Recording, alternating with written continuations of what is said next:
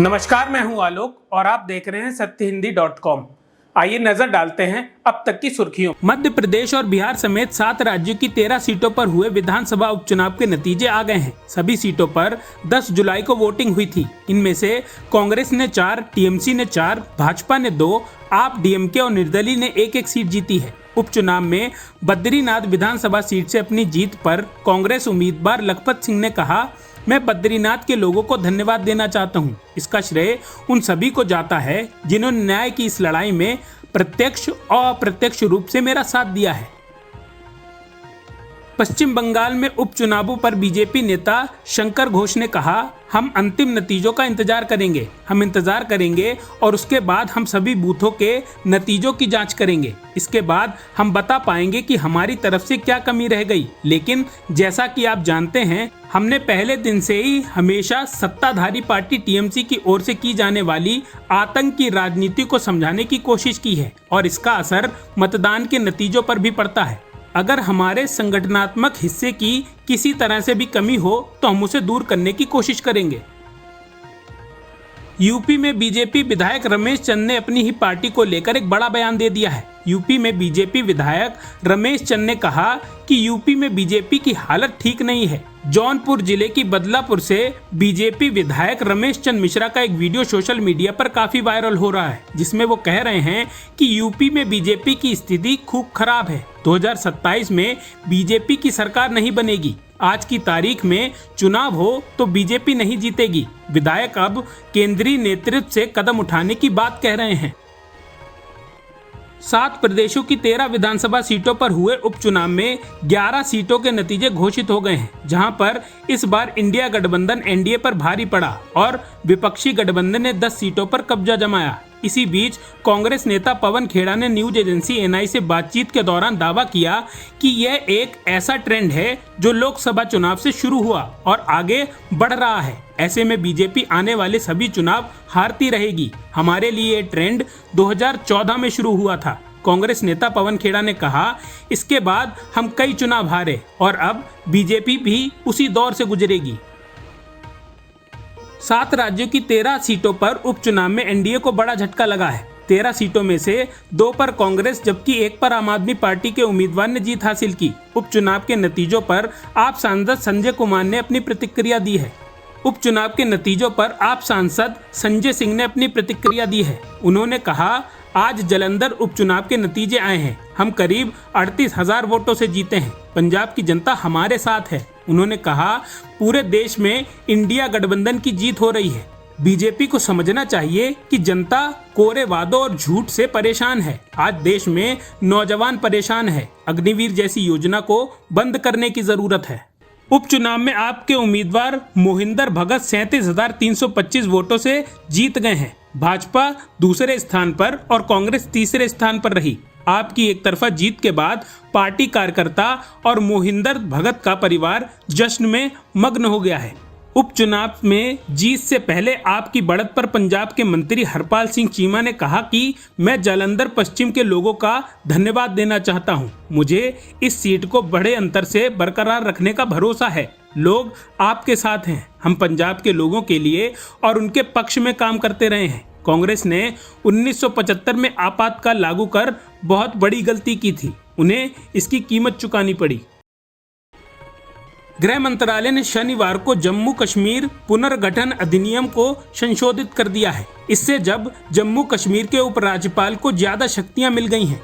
इस संबंध में अधिसूचना को भी केंद्र सरकार की तरफ से जारी कर दिया गया है। जम्मू कश्मीर पुनर्गठन अधिनियम 2019 की धारा 55 के तहत संशोधन नियमों को अधिसूचित किया गया है, जिसमें एलजी को अधिक शक्तियां देने वाली नई धाराएं शामिल हो गई हैं। वैसे इन शक्तियों को 2019 में ही गृह मंत्रालय नोटिफाई किया गया था, जिसे नए सिरे से अधिसूचित किया गया है। शंभू बॉर्डर को खोले जाने का मामला अब सुप्रीम कोर्ट जा पहुंचा है। दरअसल शंभू बॉर्डर खोले जाने के पंजाब और हरियाणा हाई कोर्ट के आदेश को हरियाणा सरकार ने सुप्रीम कोर्ट में चैलेंज किया है। इस संबंध में हरियाणा सरकार ने एससी में नई एसएलपी दायर की है। शुक्रवार को ही टॉप कोर्ट ने इस मामले की टिप्पणी करते हुए कहा था कि हरियाणा सरकार को एससी का आदेश मानकर शंभू बॉर्डर खोल देना चाहिए। बता दें कि हरियाणा पुलिस ने किसानों को दिल्ली जाने से रोकने के लिए शंभू बॉर्डर को बंद किया था। दरअसल किसानों के दिल्ली कूच के मद्देनजर हरियाणा सरकार ने 13 फरवरी को शंभू बॉर्डर पर नाकाबंदी की थी। सुप्रीम कोर्ट ने शुक्रवार को दिल्ली के उपराज्यपाल वीके सक्सेना को दिल्ली विकास प्राधिकरण की ओर से अदालत में लंबित एक आवेदन के बावजूद ठीक से विचार किए बिना ही पेड़ों को काटने की अनुमति देने के लिए कड़ी फटकार लगाई है। न्यायमूर्ति ओका ने कहा, मुझे लगता है कि उपराज्यपाल खुद को अदालत समझ रहे हैं।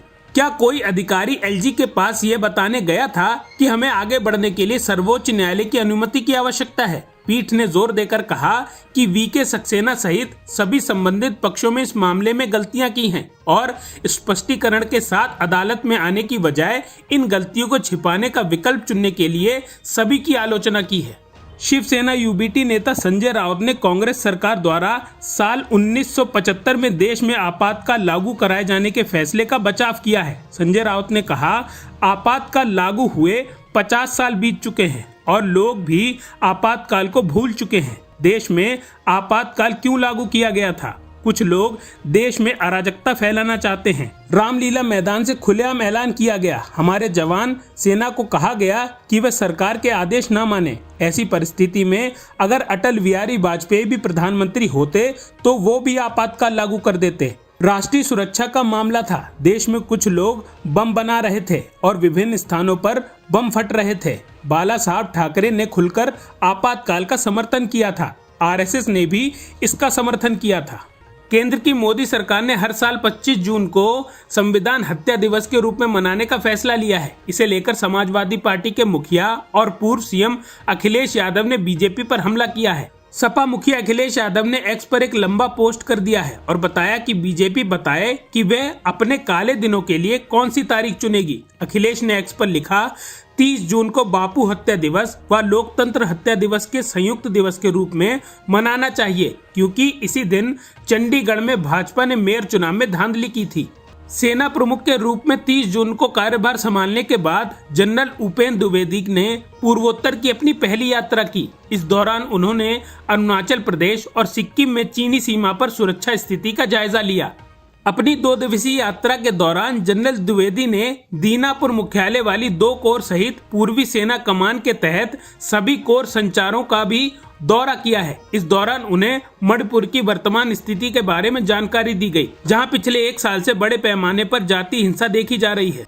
उत्तराखंड के जोशीमठ में भूस्खलन के चलते बंद बद्रीनाथ हाईवे 83 घंटे बाद खोला गया। हाईवे बंद होने से लगभग 4,500 यात्री जगह जगह फंस गए हैं। बिहार में बिजली गिरने से बीते 24 घंटों में 21 लोगों की जान चली गई। असम में बाढ़ की स्थिति से लगातार सुधार हो रहा है, लेकिन अभी भी 12 लाख से अधिक लोग प्रभावित हैं। देश में 23 जगहों पर अलग अलग स्थानों पर अगले 5 दिन तक भारी बारिश की आशंका जताई जा रही है। आईएमडी की तरफ से ऑरेंज, रेड और येलो अलर्ट जारी किया गया है।